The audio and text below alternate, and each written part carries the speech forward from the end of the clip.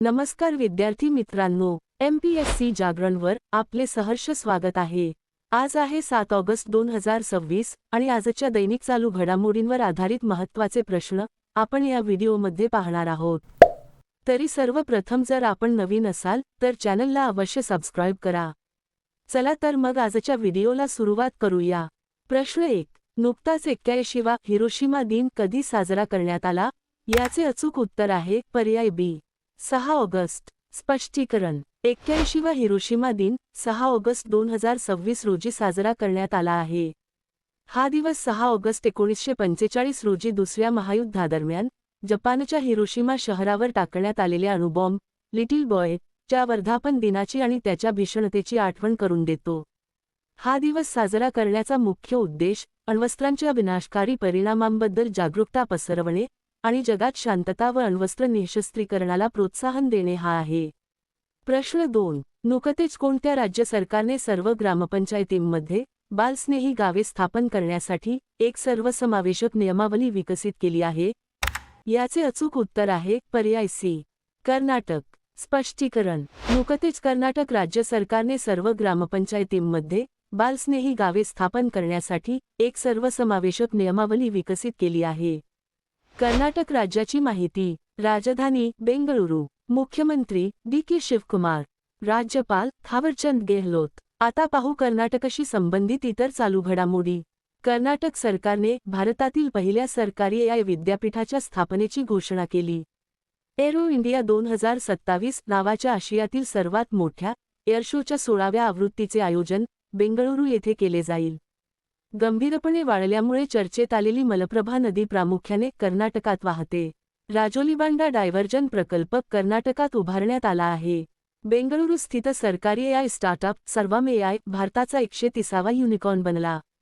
कर्नाटकच्या काली टायगर रिझर्व्हमध्ये एका नव्या फॉरेस्ट मॉथची रात्रीच्या पतंगाची नोंद किंवा शोध झाला। भारतातील सर्वात उंच पवनचक्की कर्नाटकात स्थापन करण्यात आली। प्रश्न 3, नुकतेच आंध्र प्रदेश आणि ऑस्ट्रेलिया सामंजस्य करारांतर्गत सौर उत्पादन उत्कृष्टता केंद्र कोणत्या संस्थेत स्थापन करण्याचा प्रस्ताव आहे? याचे अचूक उत्तर आहे पर्याय बी, IIT तिरुपती। स्पष्टीकरण: आंध्र प्रदेश सरकारचे ऊर्जा परिवर्तन उत्कृष्टता केंद्र IIT तिरुपती आणि न्यू साऊथ वेल्स विद्यापीठ सिडनी संयुक्तपणे IIT तिरुपतीमध्ये सौर उत्पादन उत्कृष्टता केंद्र स्थापन करतील। आता पाहू IITशी संबंधित इतर चालू घडामोडी। भारताच्या या इनोव्हेशन परिसंस्थेसाठी मायक्रोसॉफ्ट इंडियाने IIT दिल्लीसोबत उन्नती AI 2.0 लॉन्च केले। IIT मंडीने देशातील सर्वात मोठी भूस्खलन इशारा प्रणाली तयार केली।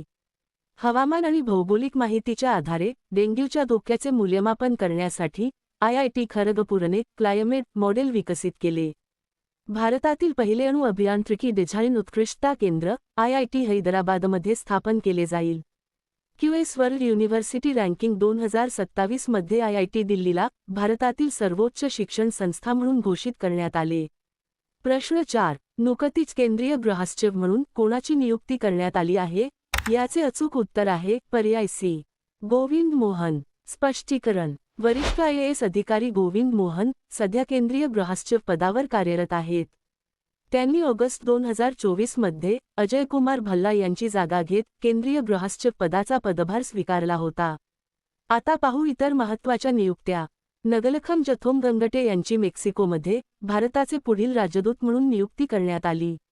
दिल्ली महिला आयोगाच्या अध्यक्षपदी लता गुप्ता यांची नियुक्ती करण्यात आली। शालेय शिक्षण आणि साक्षरता विभागाचे सचिव म्हणून TK अनिल कुमार यांची नियुक्ती करण्यात आली। खाण मंत्रालयाचे सचिव म्हणून केशव चंद्र यांनी पदभार स्वीकारला। परीक्षा सुधारणांसाठी नंदन निलेकणी यांच्या नेतृत्वाखाली उच्चस्तरीय कार्यदलाची स्थापना करण्यात आली। दिल्ली अल्पसंख्याक आयोगाच्या अध्यक्षपदी निर्मल जैन यांची नियुक्ती करण्यात आली। फायनान्शियल इंटेलिजन्स युनिटचे नवे संचालक म्हणून सत्यपाल कुमार यांची नियुक्ती करण्यात आली। आंतरराष्ट्रीय बुद्धिबळ महासंघाचे अंतरिम अध्यक्ष म्हणून विश्वनाथन आनंद यांनी पदभार स्वीकारला। प्रश्न 5, नुकतेच कोणत्या भारतीय बॅडमिंटन खेळाडूला 9वे मानांकन मिळाले आहे? याचे अचूक उत्तर आहे पर्याय डी, PV सिंधू। स्पष्टीकरण: PV सिंधू हिला जागतिक बॅडमिंटन चॅम्पियनशिपमध्ये 9वे मानांकन देण्यात आले आहे। चॅम्पियनशिपमध्ये सात्विकसाईराज रंकीरेड्डी आणि चिराग शेट्टी यांना पुरुष दुहेरीमध्ये 5वे मानांकन मिळाले आहे. लक्ष्य सेन पुरुष एकेरीमध्ये 14व्या आणि ध्रुव कपिला व तनिषा क्रास्टो मिश्र दुहेरीमध्ये 15व्या मानांकित खेळाडू आहेत. प्रश्न 6. नुकतेच कोणत्या देशाने 99% पेक्षा जास्त सार्वत्रिक बँकिंग सुविधा युनिव्हर्सल बँकिंग कव्हरेज प्राप्त केली आहे? याचे अचूक उत्तर आहे पर्याय बी. भारत. स्पष्टीकरण. भारताने जवळपास सार्वत्रिक बँकिंग सुविधा प्राप्त केली आहे, जिथे देशातील 99.92% लोकसंख्या असलेल्या गावांमध्ये 6,01,328 पैकी 6,0868 गावे 5 किलोमीटरच्या परिघात बँकिंग आउटलेटची सुविधा उपलब्ध करून देण्यात आली आहे. आता पाहू भारताशी संबंधित इतर चालू घडामोडी. भारताने 350 किलोग्रॅम थ्रस्ट क्षमतेचे आपले टर्बोजेट इंजिन विकसित केले. ब्रॉडगेज रेल्वे नेटवर्कच्या विद्युतीकरणाच्या बाबतीत भारताला जगात दुसरे स्थान मिळाले. विक्रम-1 रॉकेटच्या यशस्वी प्रक्षेपणासह खाजगी कक्षीय प्रक्षेपण क्षमता प्राप्त करणारा भारत हा जगातील तिसरा देश बनला. भारताने जबरदस्तीने करवून घेतलेल्या श्रमातून बालमजूर किंवा सक्तीचे श्रम बनवलेल्या उत्पादनांच्या आयातीवर पूर्ण बंदी घातली. भारताने आंतरराष्ट्रीय भौतिकशास्त्र ऑलिम्पियाड 2026 मध्ये प्रथम स्थान पटकावले. आठवड्यातून फक्त एकदाच घेतली जाणारी जगातील पहिली इन्सुलिन औषध अव्हिकली भारतात लॉन्च करण्यात आली. प्रश्न 7. नुकतेच पद्मश्री पुरस्काराने सन्मानित कैलासचंद्र पंत यांचे निधन झाले आहे, ते कोण होते? याचे अचूक उत्तर आहे पर्याय सी. लेखक. स्पष्टीकरण. कैलासचंद्र पंत हे एक भारतीय लेखक आणि पत्रकार होते. हिंदी भाषेचे खंदे समर्थक असलेले पंत हे भोपाळ येथील मध्य प्रदेश राष्ट्रभाषा प्रचार समितीचे सरचिटणीस होते. 2026 मध्ये साहित्य आणि शिक्षणातील त्यांच्या योगदानाबद्दल त्यांना भारताचा चौथा सर्वोच्च नागरी पुरस्कार पद्मश्री देऊन सन्मानित करण्यात आले होते. प्रश्न 8. नुकतेच bringing the cheetah back to India हे पुस्तक कोणी लिहिले आहे? याचे अचूक उत्तर आहे पर्याय सी.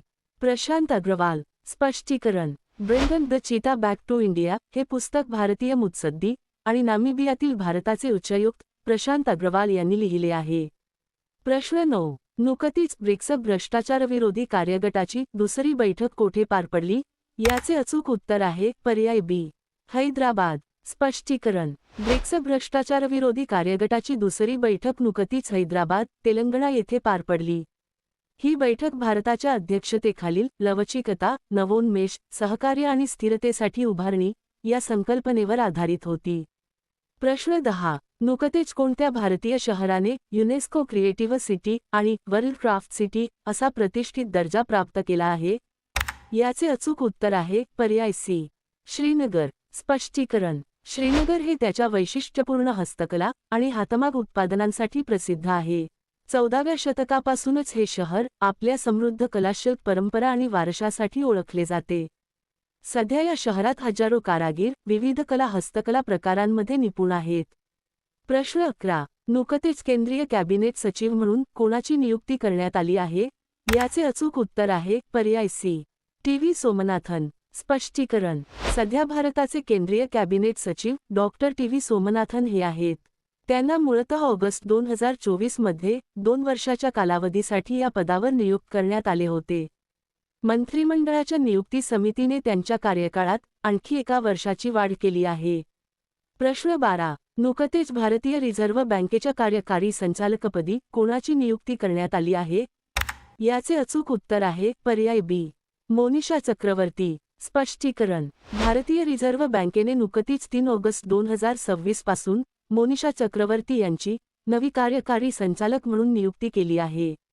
पूर्वपद या पदावर नियुक्ती होण्यापूर्वी त्या पर्यवेक्षण विभागात मुख्य महाव्यवस्थापक म्हणून कार्यरत होत्या. नवी जबाबदारी त्या आता परकीय चलन विभाग आणि वित्तीय बाजार नियमन विभागाचा कारभार सांभाळतील. आता मागील व्हिडिओतील प्रश्न. नुकतेच कोणी इंडिगोचे मुख्य कार्यकारी अधिकारी सीईओ म्हणून पदभार स्वीकारला आहे? याचे अचूक उत्तर आहे पर्याय सी. विली वॉल्श. आता पाहू अत्यंत महत्त्वाचे उजळणी प्रश्न. माजी आरबीआय गव्हर्नर रघुराम राजन यांची यूएस फेडरल रिझर्व्ह टास्क फोर्समध्ये नियुक्ती झाली.